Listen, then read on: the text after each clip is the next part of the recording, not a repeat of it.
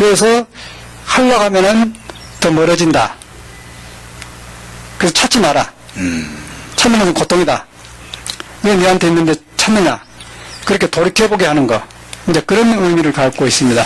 말씀을 들을수록 더욱더 알쏭달쏭해진 것 같은데, 그냥 보통 사람들은 뭐 남편이나 가족들한테 잘하고, 또 일반인으로서 그냥 열심히 살면서 살아가는 저희 같은 사람들한테도 뭐 선인이, 화두니 이런 게 꼭 필요할까요, 스님? 그러면요. 아이고. 아니, 그 어려운 것이 아니고요. 예. 그 이제 선이라는 언어에 우리가 놀아나니까 어렵게 생각하는데, 우리 사람이 불교를 안 믿는 사람도요, 자기 안에 부처가 있어요. 네. 자기가 부처를 피할 수가 없습니다. 부처라는 건 뭐냐면 중도예요, 중심. 그래서 무엇이든 뭐지 지나친 것은 혼란이 오는 거예요. 그 불교말도 지나치게 남편한테 잘하면 남편이 싫어합니다. 그렇죠? 네. 그래서, 지나칠 때는 좀 가만히 있자. 사람도 그렇지 않습니까?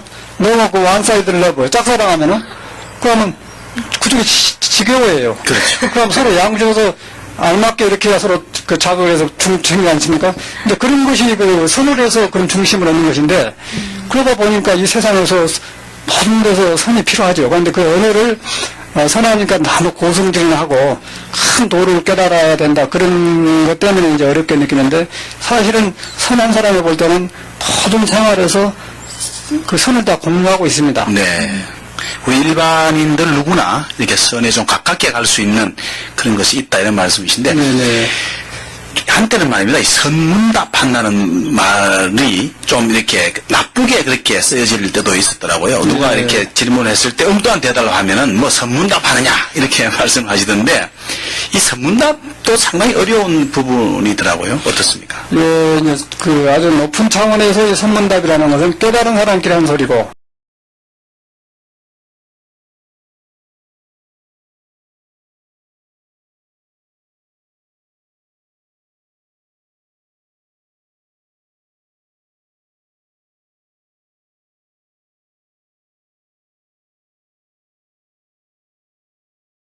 선문답이라는 것은 어떤 그 근본, 우리 사람한테는 근본을 나타내는 것이기 때문에, 우리 일반적인 그런 감성이나 그런 것은 좀 이제 자주 움직인 것이고, 근본적인 것은 좀 내관, 자기를 고찰하고 사유하고 그래야 되는 거기 때문에 보통 사람들이 아마 그 선문답이란 말로 어려우면 선문답한다. 네네. 그렇게 표현하지 않느냐, 그렇게 생각합니다.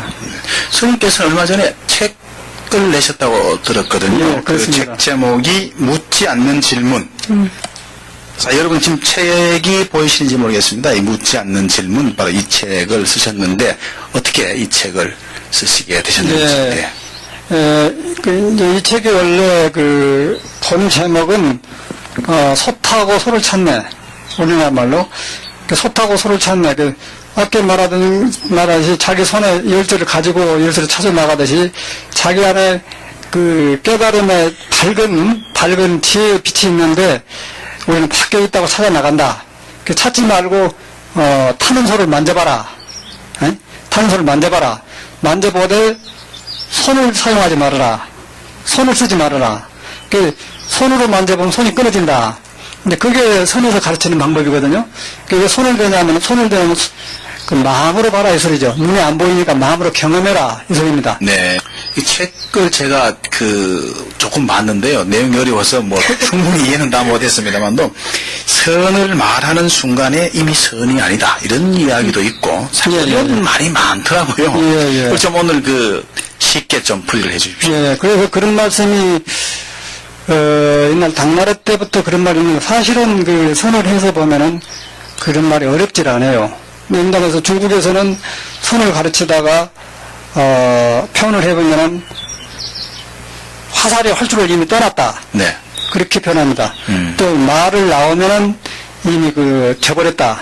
이제 그런 말을, 전문인들이 볼 때는 그렇게도 알아듣지만은, 우리 일반 사람들하고 대화를 하다 보면 설명을 꼭 해야 됩니다. 그럼 왜 그러냐면은, 우리는 그 사람이 여기다 오시니까 하시지만은, 한 달에 몇 번씩은 손톱을 깎으죠. 네. 또 몇 번씩은 헤어카트를 하죠. 또 하루에 한 번, 두 번 정도는 샤워를 하죠. 그래서 이제 손톱을 보면은 스스로 이렇게 자라요. 또 머리칼도 잘하고. 그렇죠. 그 눈에 가장 보이는 거고, 보이지 않는 것은 우리 안에 세포가 항상 세세포하고 흑세포가 바꿔진다는 것이죠. 피가 돌고 있고, 더 가까이 관찰을 해보면은 아침에 먹는 밥이 지금 위장이가 없습니다. 소화돼가지고. 새로 먹어야 돼요. 그러니까 어제 아침에 먹는 밥은 뱃으로 나가고 새로 먹어야 됩니다. 그러다 보니까 우리는 자꾸 돌아요. 돌죠. 세포도 바꿔지고, 손톱도 바꿔지고, 마음도 일어났다 없어지고, 생각도 일어났다 없어지고, 어제 고통이라고 한 것도 시간이 지나면 없어지고.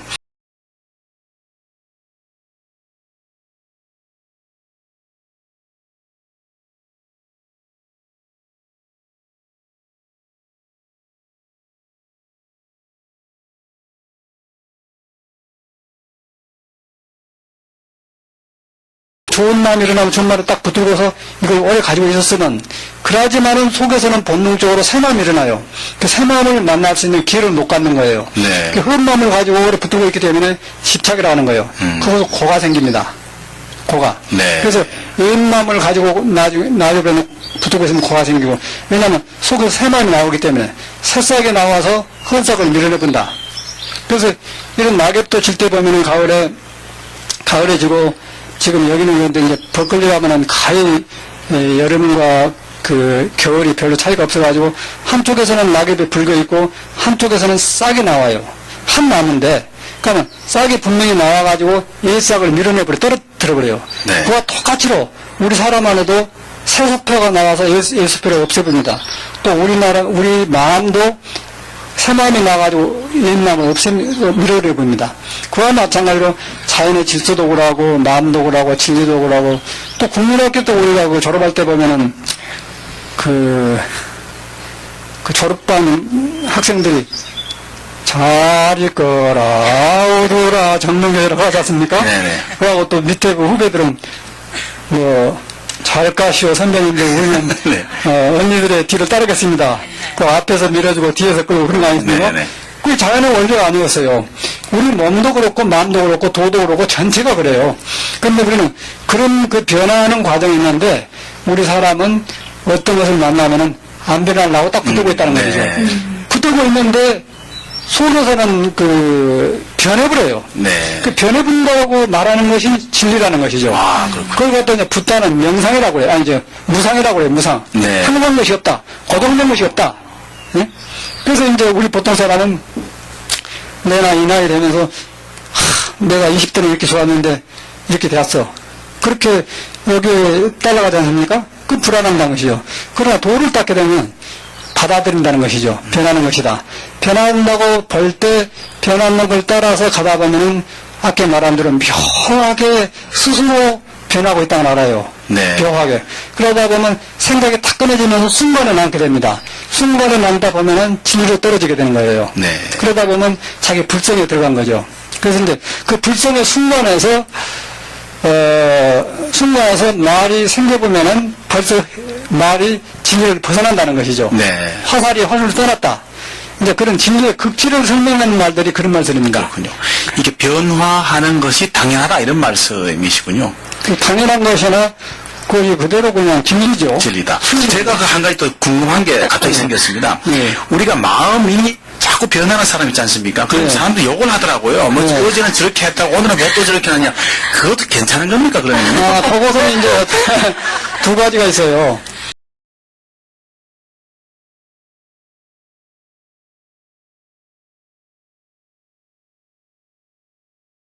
그 중심이 덕이 있고 신뢰가 있고 그 자기 자신의 힘이 있는 마음은 자꾸 그 무게를 가지고 있고, 그러고 그렇지 않고 바깥에서 자꾸 그 자극을 받아서 변화 잦은 것은 그 사람은 분간할 수가 없죠. 네. 그런 마음은 이제 고가 좀 많은 사람들이고 또 그런 마음을 놔불고 네. 아주 가벼운 마음 놔불고 이제 깊은 데로 들어가서 이렇게 자기 마음이 정돈된 대로 이렇게 그런 마음은 좀 귀한 마음이고, 이제 그런 마음하고 구별이 돼야 되겠죠.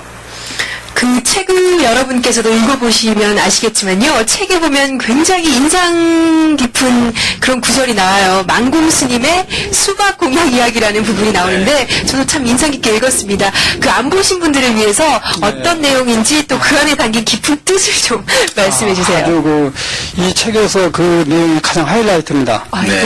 굉장히 어려운 거고요. 예. 또 그거는 지금 선을 깨달았다고 하는 그 조실이라든가 한국의 가장 고승이라고 하는 사람들, 가장 그 불교의 높은 지도자층들이 봐야 될 그 부분입니다. 어떤 내용인지 말씀해 주세요. 네, 그러겠습니다. 그래서 아주 그 2조 말에 우리나라의 그 수덕사의 망궁선사라고 훌륭한 그런 선사가 계셨습니다. 그래서 그분이 이제 경허선사 밑에서 받았는데 법을 받으셨는데 여름에 이제 수덕사 정회사에서 그 스님들, 지금 요새 큰 스님들, 급이 밑에서 다 배출된 사람들인데, 그 스님들이 한 20여 명이 공부를 했습니다. 그때는 가난했죠. 가난한데, 점심 먹고 이렇게 수박을 공양하고 있다가, 밖에서 그 매미소가 지지자고 그래요. 네. 그래서 선사가 이렇게, 선사들의 눈에서는 저는 바람소리, 매미소리 다 화두로 들린 거예요. 묘한 신비의 세계로 들다는 것이요. 네. 그래서 이제 젊은 스님들은 탁 수박 맞고 먹고 있는데 제자들한테 이 중에서 밖에 저 매미수를 오고 있는데 저 매미수를 소리를 잡아온 사람한테는 수박값을 안 받고 못 잡아오면은 돈 3전을 내라. 네. 수박값을 3전을 내라. 그런 이제 법문을 합니다. 그래서 이제 제자들이 동글뱅이 그려놓고 들어가도 안 되고 안 들어가도 안 된다. 또 매미 잡으러 간 흉내를 내는 사람도 있고 여러 가지 표현이 나오는데 네. 망ung 선생님께서 말씀은 안 하세요. 옳은 답이 아니다. 그런데 그 중에 제자 한 분이 장에 갔다 와가지고 이분 대중이 이렇게 했는데 대답했는데 자네 보울 자네는 어떻게 하겠는가 그러니까 묻자마자 보울 스님이 포개트에서 돈 3전을 이렇게 보내드립니다. 그래서 망ung 선생님 거기 끄덕하면서 자네가 내 뜻을 알았네. 그렇게 어째서 그 매미소를 잡으면 3전을 주고 못 잡으면 3전을 내라 그랬는데 보울 스님께서 진리를 표현했는데 3전을 이렇게 냈다 이거죠. 네. 그래서 망ung 스님이 자네가 내 뜻을 알았네. 그렇게 말씀합니다. 그런 진리가 있는데 그 매미소를 잡을 수가 없지요.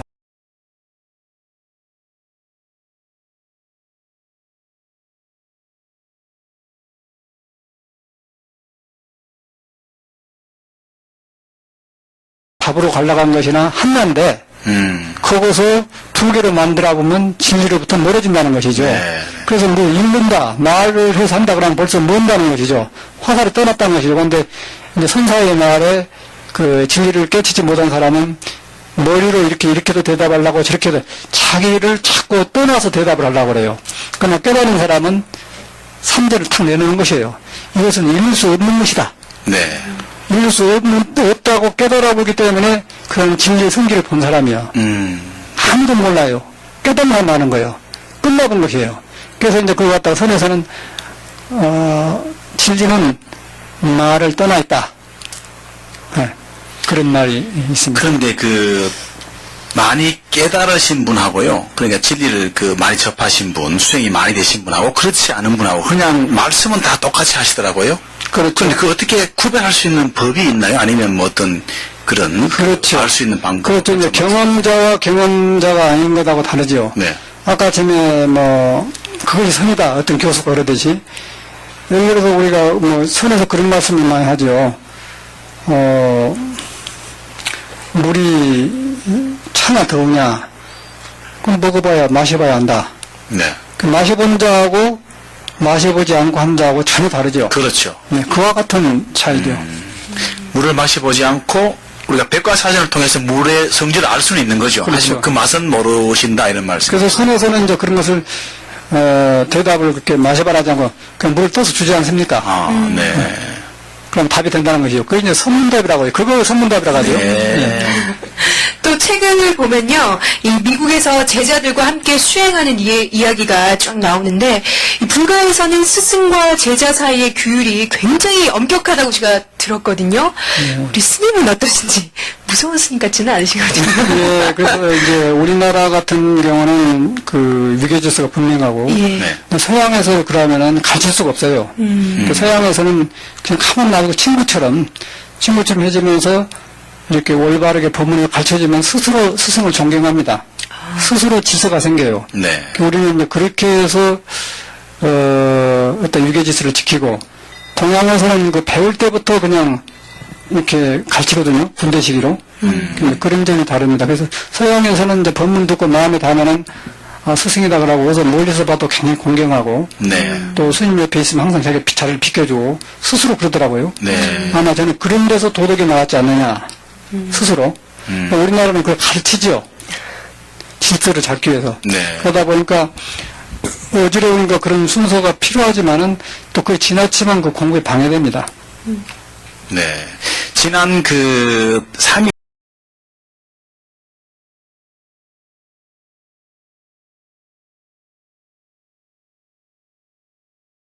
우리 아주 인상을 그 깊게 받으셨다 이렇게 말씀하셨습니다. 먼저 자료화면 보도록 하겠습니다.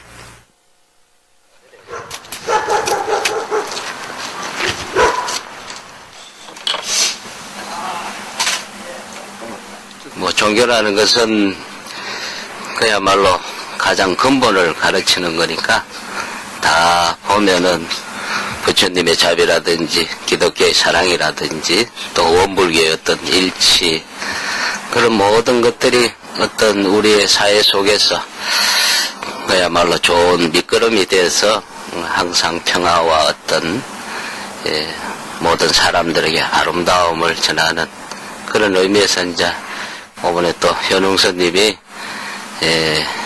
주로 뭐 미국에 쭉 계시면서